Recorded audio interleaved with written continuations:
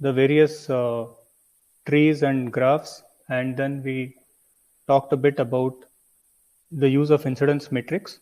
And let's recap that quickly. Essentially, there are three methods of solving the various quantities using graphs.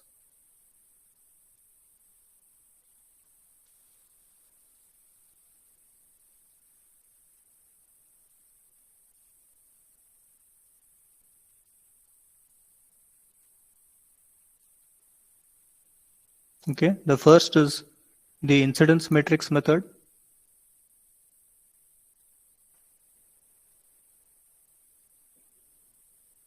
The second is known as a tie set matrix.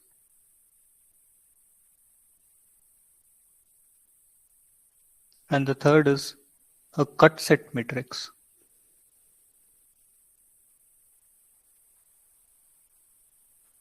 Let us quickly review the incidence matrix.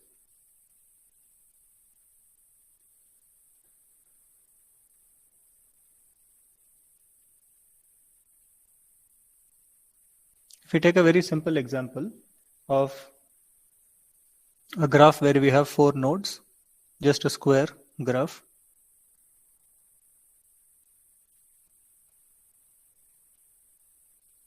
And they are connected by branches.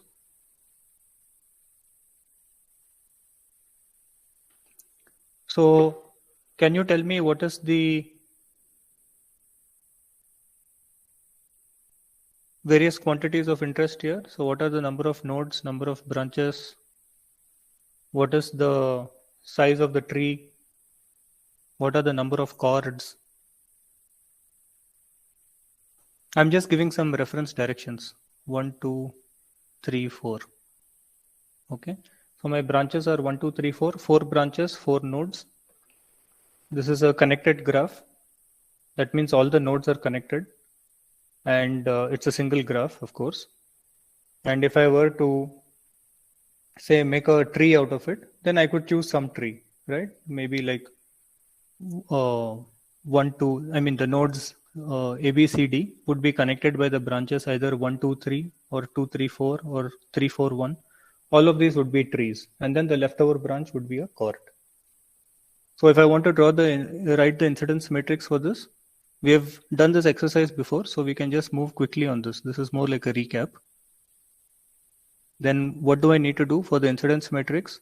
On the one side, I have to write the various nodes. That is A, B. Don't get confused between the two A's. Okay, maybe I'll use a different color.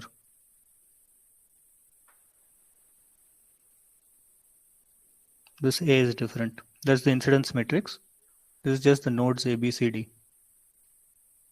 And then I have to put the branches 1, 2, 3, 4. So what are the values? Can you tell me? What was the rule we followed? At any node, if a branch is entering the node, then it gets a value -1. If the branch is exiting the node, it gets a value +1. If the branch is unrelated to the node, then it gets the value 0. So in this case, what do I have to put here? 1, 0, 0, -1. Okay, very good. And then for B? -1, 1, 0, 0. Okay. C? 0, -1, 1, 0. Okay. And the D is 0, 0, -1, 1. So this is the incidence matrix. Now, the first sanity check we do is we checked for the number of the sum of each column should be 0. So -1 and 1 is 0. This means we took care of all the nodes and all the branches and nothing got left out. So the sum of all the columns is 0. And it also means that we have one extra equation. We have an extra equation because when we are talking in terms of nodes for any circuit, then if I want to find out what are the voltages of each node, finally it has to be with respect to any one node. Okay. So in this case, for example, we can make that node as D. Let me just do one thing.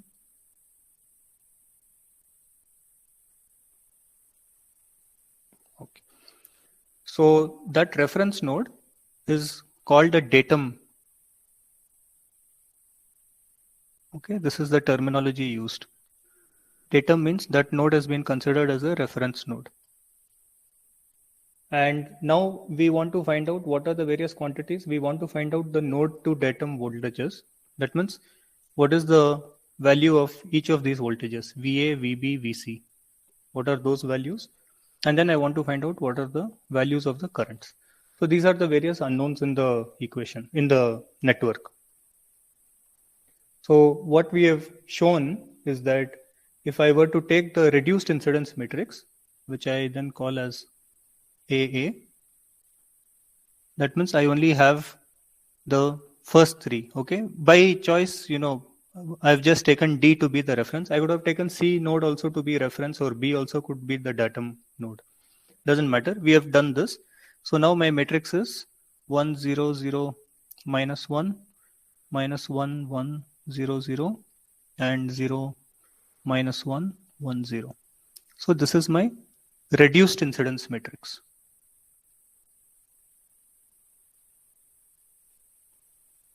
And now that I have the reduced incidence matrix, I have a few rules that I can apply. The first is that if I consider that each branch has a certain current given by some IA, J, say J1, J2, J3, J4, then I can write a relationship stating that the incidence matrix, the reduced incidence matrix, AA, times the vector of the branch currents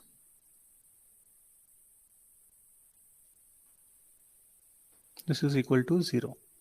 Okay, and we can check that out quickly. So if I had the vector of branch currents here, that means I have J1, J2, J3 and J4, and I have drawn the current directions, right, by the arrows, showing that they're all going in clockwise direction. So now if I were to write this equation, that this is equal to 0, that implies I have J1 minus J4 is equal to 0. Then I have minus J1 plus J2 is equal to 0, and minus J2 plus J3 equal to 0. That's what I'm getting by writing this whole thing. So this basically is telling us that whatever current J1 is exiting the node A, the same current J4 is entering the node A. Okay, therefore you have J1 minus J4 is 0, or you say J1 is equal to J4. Here you are saying J1 is equal to J2 and J2 is equal to J3. So basically it's the simple Kirchhoff's current law, which means that the sum of currents entering a node is 0, or any current entering the node is equal to the current exiting the node. So this first equation is KCL. That's basically what we solved by using this incidence matrix. Now normally when you have a graph that looks as small as this with 4 nodes, obviously I don't have to go through this whole complex procedure. I know obviously that J1 is equal to J2 because by now we understand KCL well. But again, the point is when you have big graphs which are complicated, and sometimes you may have a problem in understanding. So I may have some extra lines coming up. That is, let's say I have D connected to B and A connected to C, etc. Then at some point when you have so many crisscrossing connections, it becomes difficult to keep track. And this is only 4 nodes. You can have 10 nodes. Then it will become very difficult to figure out how to apply KCL and KVL. Like if I want to apply Kirchhoff's voltage law, then in this case, how do I know which are those loops? It becomes very confusing. So at that point, having a formal analysis like this is useful. Okay. So anyway, from the incidence matrix method, we are able to solve KCL. And further, if we want to get the voltages also, that's also possible. then we can take the transpose of the incidence matrix.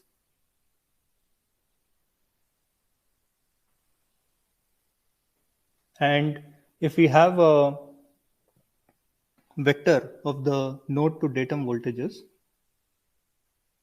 okay, that means this is, in this figure, D is the datum.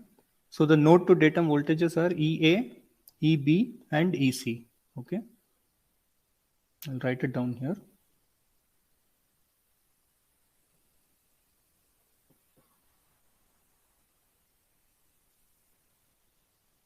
That means with respect to the datum node, what are the voltages of the other nodes? And this basically gives me the branch voltages.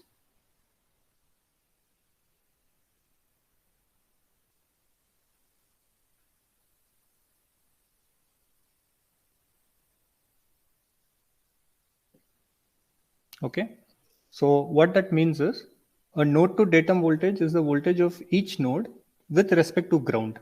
And branch voltage means what is the voltage drop across the branch. Remember that when I'm drawing these branches as straight lines, in a real network, in an electrical circuit, these branches are representative of some resistor or capacitor or inductor. So I am trying to find out what is the voltage drop across the resistor or what is the voltage drop across the capacitor. And that's what is being shown by this branch voltage term. Okay. So if I take these individual nodal voltages and if I apply this relationship, I will get the branch voltages, which is common sense. So basically, if I were to take this transpose of this matrix and apply to this nodal voltages, then my matrix operation will tell me that the first branch voltage is EB minus EA or EA minus EB. And then the second branch voltage is EB minus EC. So that is the voltage drop across each branch. So that's what you get out of this incidence matrix method. Now, another method, that was method number 2, is the tie set matrix. Okay, and let us see what this means. I already gave a hint about this earlier. Now, for method 2, ties are actually another name for cords or links. All of this mean the same thing. Okay. So can anyone tell me what is a cord?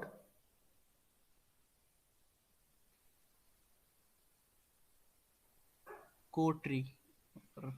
Right, the branches of the core tree. So if I were to have the same thing that I showed up earlier, I had the tree A, B, not tree, sorry, the network A, B, C, D. And then supposing I were to make a tree out of it, then I could say 1, 3, and 4 were the branches. And say branch number 2 is not connected.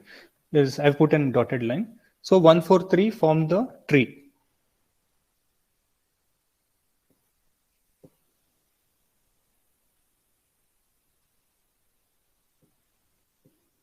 Okay. And the cord over here, or the tie or the link.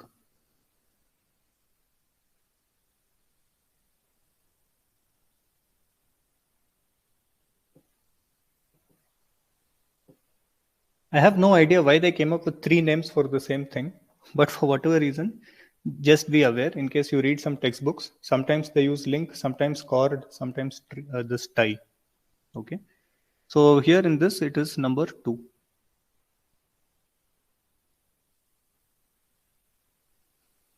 And then if I were to make a link, that means if I take this link number 2 and connect it to the circuit, to the tree, actually, I should not call it a circuit. So remember that a tree is basically a network in which there are no loops which are formed. Okay. And network is called a circuit only if there is a loop formed. For example, if I just have a tree that looks like this, then no current can flow in this, right? Because there is no closed path over here. So if I have a system like this, then for current to flow, somehow this has to be connected. Only if this connection is made, then current can flow. So only when a connection is built, then it is called a circuit. Without a connection, it's not a circuit because there cannot be any flow of current. Okay, so it is just a tree or a graph. And once the link is applied, once I have linked it, maybe that's why you have the word link, right? And tie, at least that makes English sense. So you're tying together something or you're creating a link. And maybe you're creating the link using a cord. So once you have tied it up together, then a circuit is formed. And basically a loop is created. Since this is only 4 vertices, let me just take another example. Let's write it as the system which has 4 nodes like this. 1,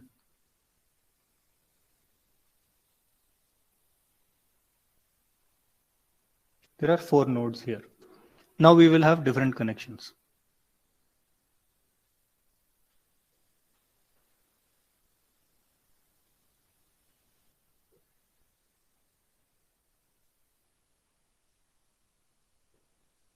Okay, and let's say we have one more.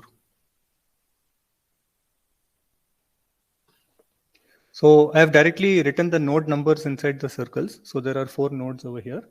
And then let us put some numbers for the branch. 1, 2, 3.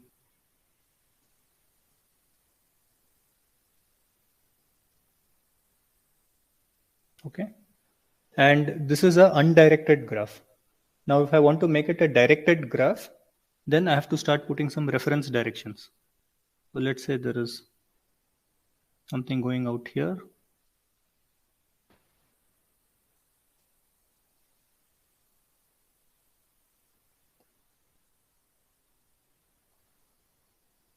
Okay. So let's say now I have got this graph. And let us define our tree. So let's take the tree as 4, 5, 6. So let's see, I'll put a little highlighter.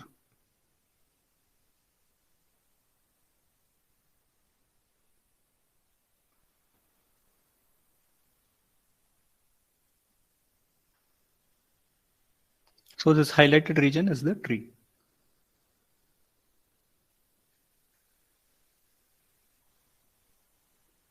So the tree is 4, 5, 6. The co-tree, as one of you used this term before. So co-tree is 1, 2, 3. Right? It's basically whatever branches are there without the tree being there. And the number of cords are basically the cords are the branches of the co-tree.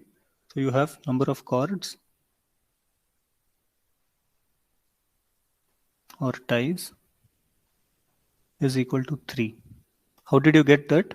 Even without solving this problem, you could have directly said the total number of branches are 6 and the number of nodes is 4 plus 1. B minus n plus 1 was the formula, and therefore you have 3. Okay. Since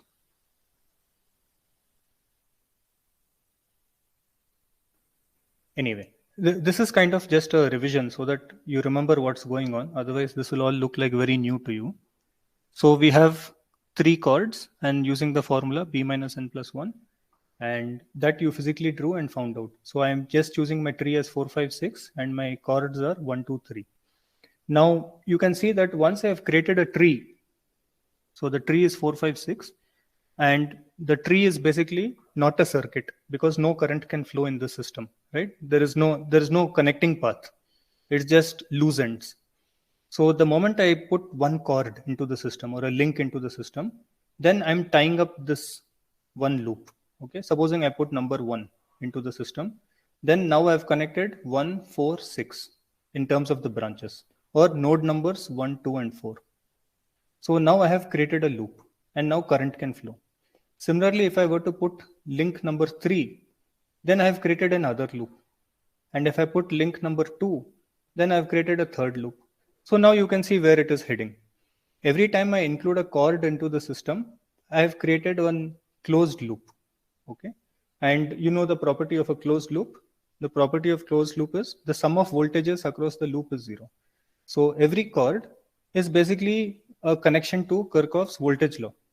So once I've put a chord, now I've got a circuit, and therefore I can put KVL.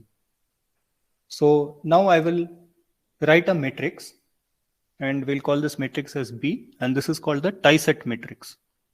So now you understand why the word tie-set came. It's basically a set of ties.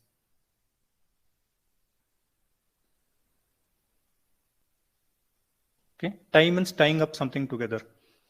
So in this matrix, let us take the rows as the chords, and then the columns will be the branches. As before, in the incidence matrix, what did we take? We took the rows as the nodes,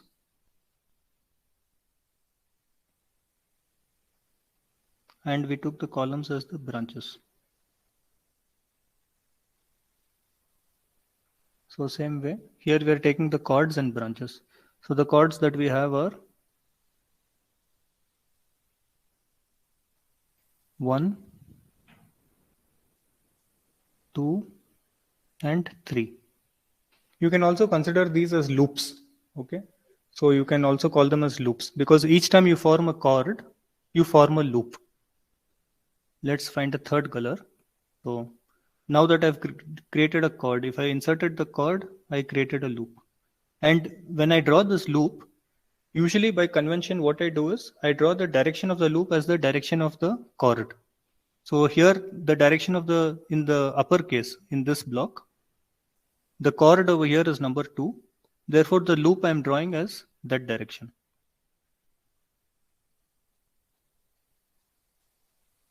And in the case of the third one, I'm drawing the loop like this. Okay, so the direction of the loop is following the direction of the chord. So I'm therefore calling this as chords or loops, because each loop corresponds to one chord. And then I have the branches. So branches are 1, 2, 3, 4, 5, 6. So this is our tie-set matrix. And now what are the rules we will follow here? So in the tie-set matrix, for every loop that I've represented here, if the branch is a part of the loop, then it is recorded, else it is 0. Okay. Now, if the branch is part of the loop and it is in the direction of the loop, then it is considered as +1. If it is in the opposite direction of the loop, then it is considered as -1. Okay. So let's work out this example now to make it clear. Let's say that we are starting with loop number 1. So loop number 1, branch number 1, the direction is positive, right? Because branch 1's arrow is pointing this way, and the arrow is in sync with the loop direction. Okay. Now, what about branch number 2? No relationship. It is not part of the loop. Branch number 3, no relationship, not part of the loop. What about branch number 4? Branch number 4 is within the loop. This is branch number 4. It is within the loop and it is in the direction of the loop. So this is 1. Okay. Branch number 5 is not part of the loop. Branch number 6 is part of the loop and its value should be 1 because it's in the direction. Now, can you tell me, fill up the rest of the matrix for me. So let's go to loop number 2. What should I put here? So loop number 2, that's this one. What value should I fill in here?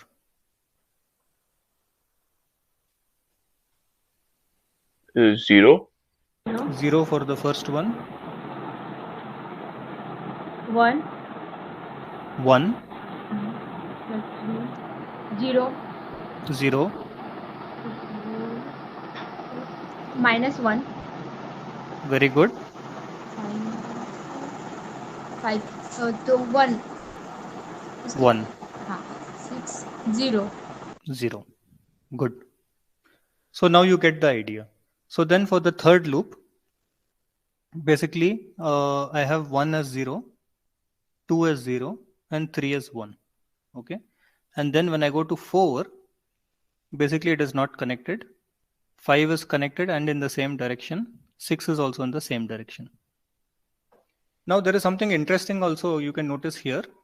Of course, it depends on how you number the branches.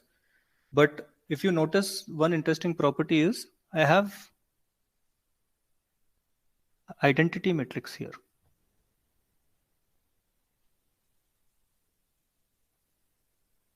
Right? Again, this is common sense. It is common sense because every chord, every loop that I've written over here, loop number 1, loop number 2, loop number 3, corresponds to branch number 1, branch number 2, branch number 3. Why is that? Because 1, 2, and 3 are the chords. Right? This is my branches of the chord tree, as I've written over here. So the branches of the chord tree are 1, 2, 3. And those branches of the chord tree, i.e. the chords, are what are used to create the loops. So every chord, when I write the branches on the other side, then for loop number 1, branch number 1 has to be in the same direction, obviously, right? For branch number for loop number 2, branch number 2 will be in the same direction. For loop number 3, branch number 3 will be in the same direction. Further, the important point is every branch, every tie or chord, okay, every chord will be non-overlapping with another chord. Okay, just observe that. So you will never have a loop in which two chords are there. 1 and 2 will never be part of the same loop. So 1 forms its own loop, 2 forms its own loop, 3 forms its own loop. In fact, I would call it a circuit. Okay, and therefore these loops are also called as fundamental loops. So we have a lot of terminology over here.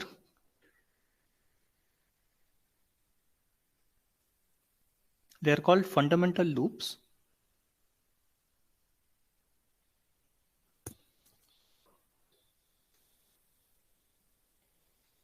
Or fundamental circuits.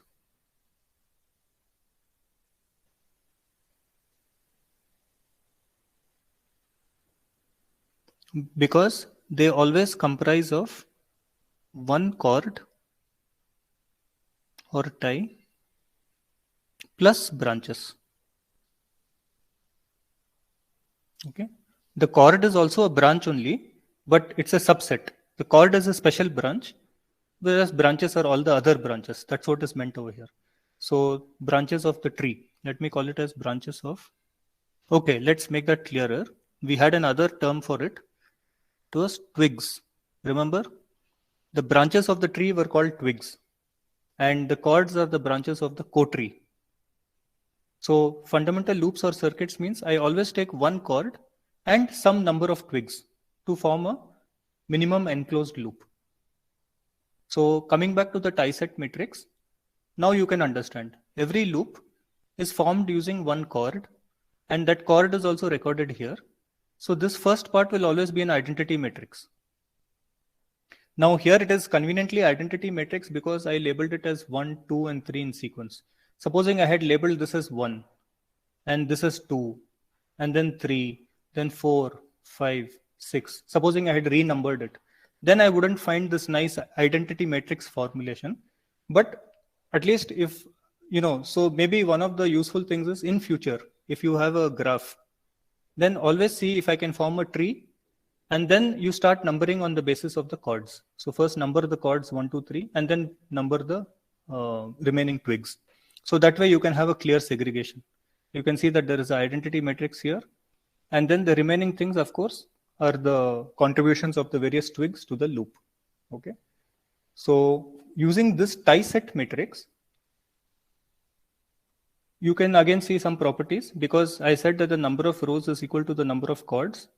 So number of rows is equal to b minus n plus 1 because the number of chords is always equal to b minus n plus 1.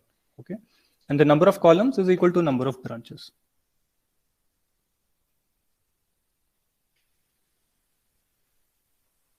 All branches together, twigs plus cords. Okay.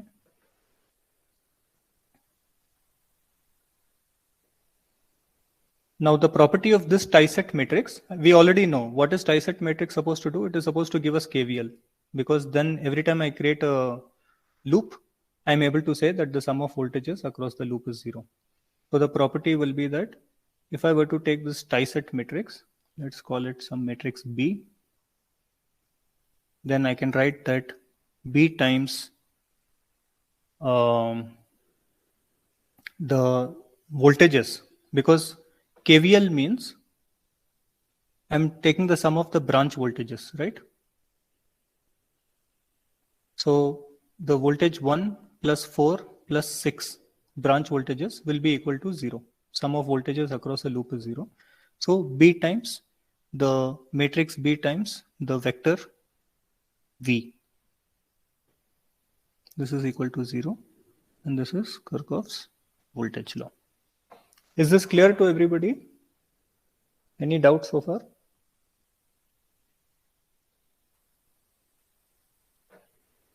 You can even work it out and see. So now I have these voltages, right? So supposing here I have V, what are the branch voltages? V4, V5, V6. V1, V2, V3, V4, V5, V6.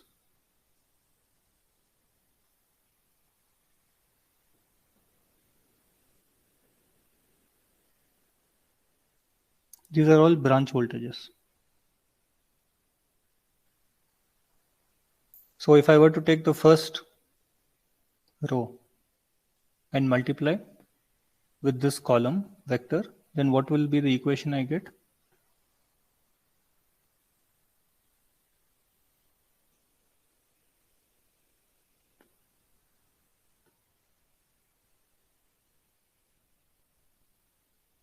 V1 plus V4 plus V6 equal to 0, right? Because this is the set of equations I'm trying to write. So V1 plus V4 plus V6 is 0. Second one is V2 plus minus V4 plus V5 is 0. And the third is V3 plus V5 plus V6 is 0. So I'm writing these equations looking at this matrix. Okay. And these are the branch voltages. So corresponding to that, you can see that V1 plus V4 plus V6. V1 plus V4 plus V6. First loop, sum of voltages is 0. Second loop, V2 minus V4 plus V5. So V2 plus V5 minus V4, because for 4 the direction of the arrow is opposite. So this is the KVL of the second loop. And similarly in the third loop, V3 plus V5 plus V6 is 0. And that's indeed what we have here. V3 plus V5 plus V6 is 0. So these three equations, if you solve simultaneously, then you will get the values of the branch voltages. So this is Kirchhoff's voltage law.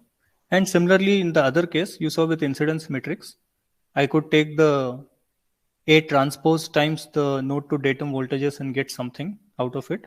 So you can do the same thing here. If you were to take the transpose of the B matrix, and if you were to multiply it with the branch currents, the loop currents, we have created 3 loops. So I'll just call it as loop currents. That will give you the branch currents.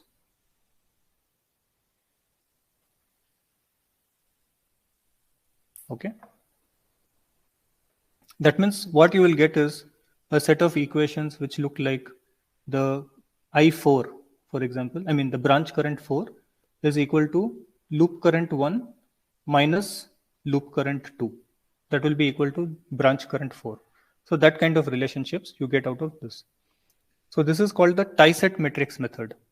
Now, remember one thing. When I first wrote the incidence matrix, by solving the incidence matrix, you were able to find out what are the, you basically applied KCL, and using KCL, you were able to obtain what are the various currents in the circuit.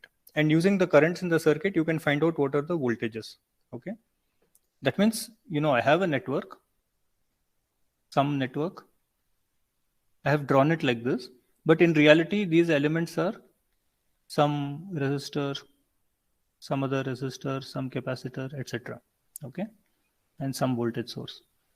So what I'm doing is, by applying the incidence matrix method, I'm first determining all the currents in the circuit. Once I know the various currents in the circuit, then what is the voltage? Voltage is basically the resistance into the current. So I need to find out all the currents. If I find out all the currents, I can obtain the voltages. That's what is happening from the incidence matrix method. You don't need to do both methods. You can use any one of these three methods that I've written on the top, either incidence matrix, tie-set matrix, or cut-set matrix. If I follow the incidence matrix method, then I apply KCL and I get all the currents. If I apply the tie-set matrix method, then basically I'm doing KVL.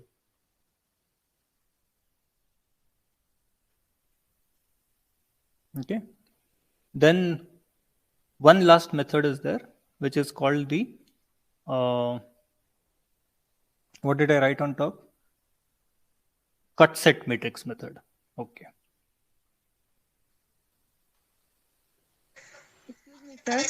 Yeah. Sir, in tie-set matrix, we consider only the meshes. Consider But only in the this meshes. meshes, Yes, correct. So every cord or every tie creates a mesh. Every tie is creating a mesh. If you look at the incidence matrix method, then you are basically having the nodes and the branches. And so you are basically applying Kirchhoff's current law over here. Okay. With the incidence matrix, you can do both KCL and KVL. In the tie-set matrix method, primarily you're creating these loops. And each loop is, as you correctly said, it's a mesh. So basically, this is the mesh method. So this is mesh analysis. What we have done in this tie-set method, as you have well stated, is nothing but mesh analysis. Let's write it over here.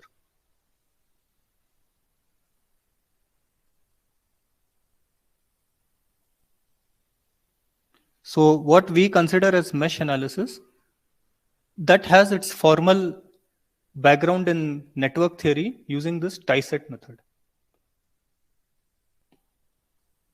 Then the third one is called the cut-set method. Okay. So in the cut-set method, basically if you consider the same, let's redraw this.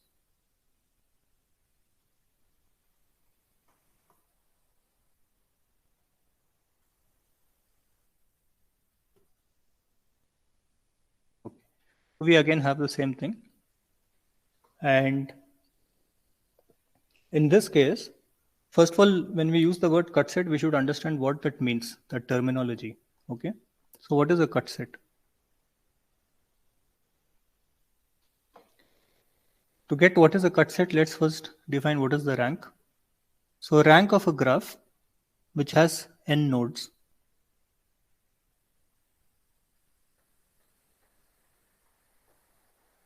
is n minus 1. Okay, this is known as the rank of a graph. It has like n minus 1. If it has n nodes, the rank is n minus 1. A cut set is a combination of one twig and some chords, which if I eliminate from the graph, it will disconnect one node. Okay. So let us draw a cut set. This is a cut set. This is a cut set. This is also a cut set. What did I draw here? Basically, I drew some combination of, I drew a line that cuts one node away from the graph. Okay. So my original graph had 4 nodes, 1, 2, 3, 4. These are my 4 nodes.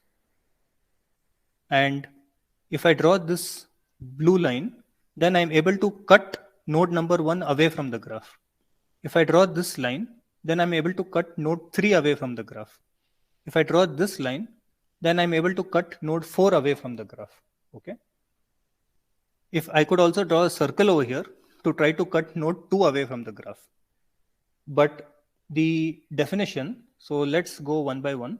So this is the rank. Then there is the fundamental cut set.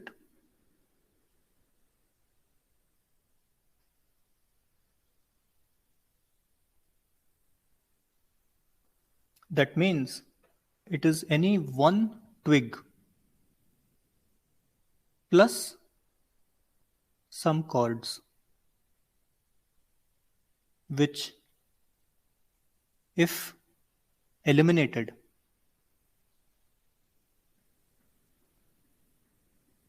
removes one node from graph. Okay, I should write from the graph to be correct in English.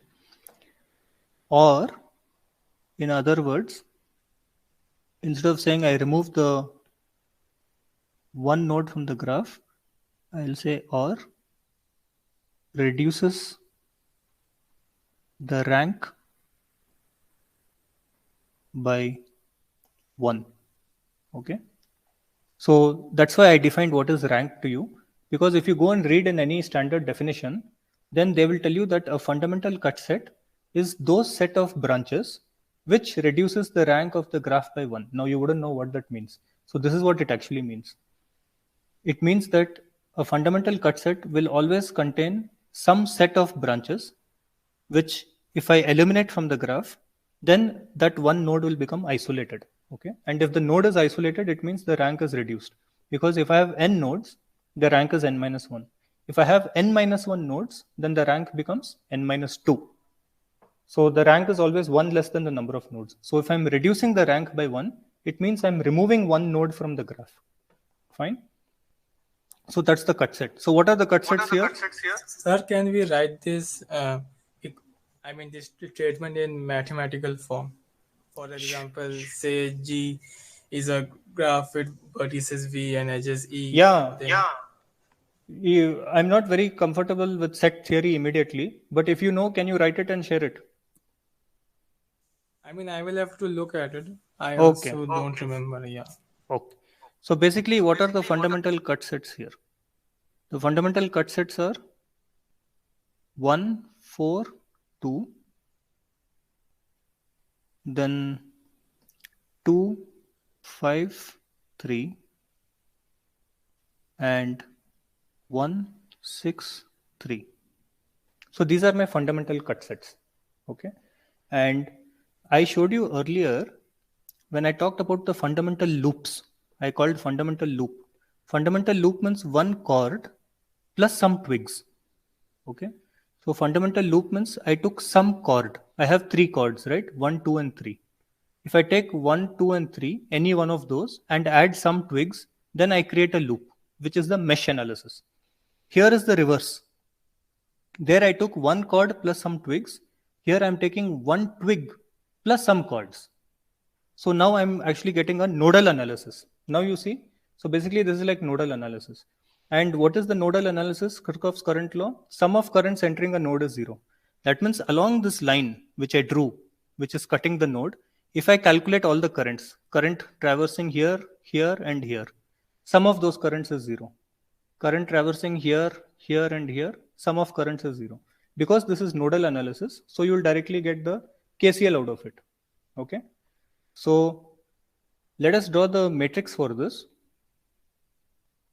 In this case, the matrix will be the twigs. We can also write the nodes. So I'll write it in terms of the nodes and the twigs also. So 1, 3, and 4. Okay, which are my fundamental cut sets. I'm representing my fundamental cut sets. And the branches, as usual, 1, 2, 3, 4, 5, 6. I'm writing only nodes 1, 3, and 4. I'm not writing node number 2 because node number 2 is not related to a fundamental cut set. It did not get cut from the graph. Only 1, 3, and 4 got cut from the graph. Okay. So here I can have with respect, the twig number is 4 over here. For number 3, the twig number is 5. And the twig number for this is 6. Okay. So this is the,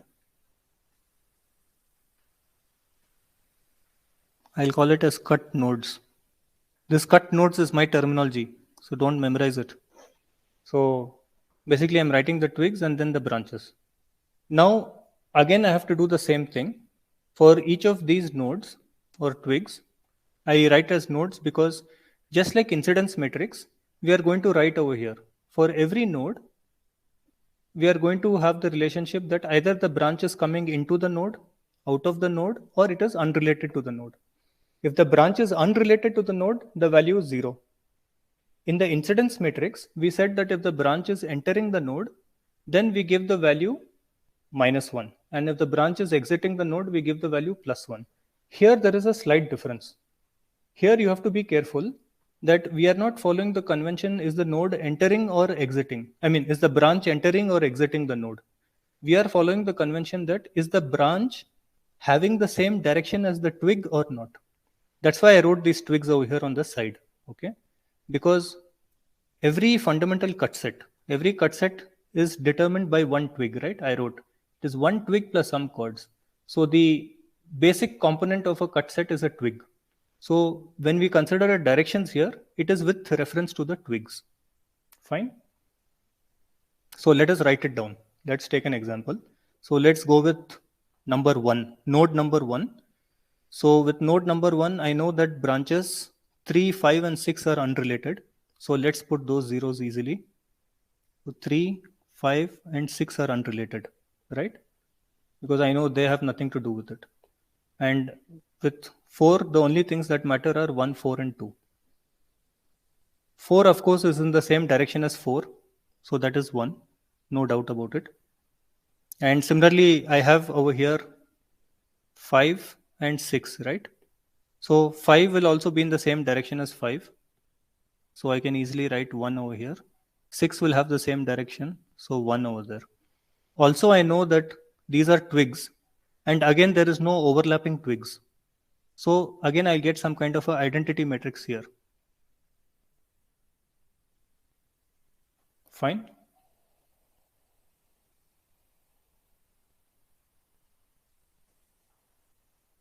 And what about the remaining parts? So for node number 1, I know that now I have branch number 1 and 2. So branch number 1 is going in the opposite direction as 4. Okay. That means 4 is giving the reference direction of exiting the node and 1 is entering the node. So 1 has the opposite direction. And 2 has the same direction of 4. What about with respect to node number 3? Here the key node is 5. So with respect to 5, we are considering exiting the node. So node number 2 is entering and node number 3 is entering. Therefore, both of them are opposite. So node number 1, branch number 2 is entering and branch number 3 is entering. So they will have opposite signs. And branch number 1 has no relationship, so it is 0. And if I go to number 4, then branch number 6 is entering, which is the highlighted one. Therefore, 1 and 3 are exiting, which are of opposite sign.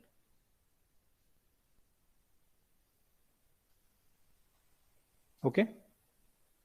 I find this cut set matrix to be the most complicated. Incidence matrix is very easy. It's very intuitive. It's very easy to draw the incidence matrix because it's a very simple formula. You're just writing the nodes and branches, and whatever is entering is -1, whatever is exiting is +1. It's very consistent. In the case of chords also, it is little easy to understand because you're seeing every time one loop is created and the loop is following the direction of the twig. In the case of cut set, you have to be careful. Here it depends on the direction of the twig. Supposing the twig is exiting, then all the directions should be considered as +1 for exiting and -1 for entering. In this case, if the twig is entering, then you have to consider all the directions as +1 for entering and -1 for exiting. So you have to keep a track of what is the direction of the twig. Okay, so this part you have to be a little careful. Anyway, so that's basically this matrix. And we said that each node is going to be the representative of Kirchhoff's current law. And therefore the equation is, if I call this matrix as some Q, then that matrix Q times the various currents of those branches, current vector, I'll call it as branch,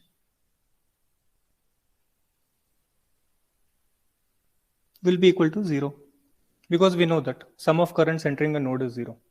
Actually, we are saying we know that the sum of currents entering a node is 0, but the historical order is reversed. First, we actually solved these equations, and based on this, we were able to therefore say that sum of currents entering a node is 0. Because we already studied these things, KCL, KVL, now all of this may seem a little redundant, but this is how the graphical method of solving the system is. Okay, so that's basically the 3 types of matrices. So incidence matrix, tie set matrix, cut set matrix. Fine. So let me just stop here for today. I think we have done a heavy class.